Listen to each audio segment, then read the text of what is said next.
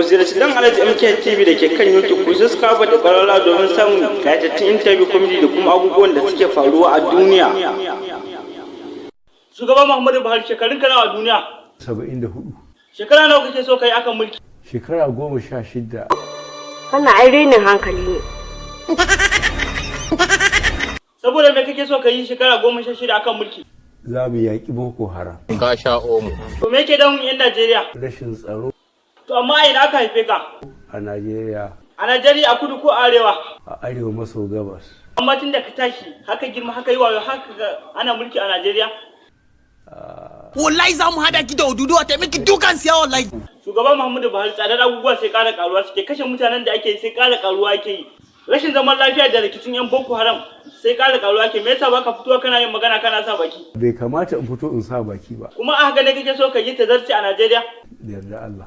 Stop knocking me. Kafin shugaban Muhammadu Buhari ya hau mulki, buhun taki naira 1,500 ake sayar da shi, amma yanzu kuma buhun taki ya fi karfin talaka. In ba su so a sasunta kuma bismillah. Abale kafin shugaban Muhammadu Buhari ya hau mulki nawa ake sayar da kwanan taki? 60. Tai. To shikenan shugaban Muhammadu Buhari kafin ka hau mulki ana sayar da kwanan taki naira 60. Yanzu muna so ka faɗa mana nawa ake sayar da kwanan taki? 700.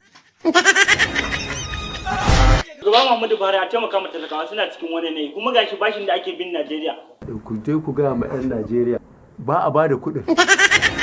In aka ba da kuɗin mun san amali za a je a yi. Sai da ka sa zuciya ta tafasa baka san sharrin bawon kwai ba, duk abin da ya same ni zan rataya a wuyan. Ga rashin zaman lafiya ga rashin tsaro a shugaban Muhammadu Buhari a taimaka a fitar da kuɗi domin a siyo makamai a ba sojojin Najeriya saboda a inganta tsaro. Ya danganta a kansu. Ku ziyarci dan Alhaji MK TV da ke kan YouTube ku subscribe da ƙararrawa domin samun kayatattun interview comedy da kuma abubuwan da suke faruwa a duniya.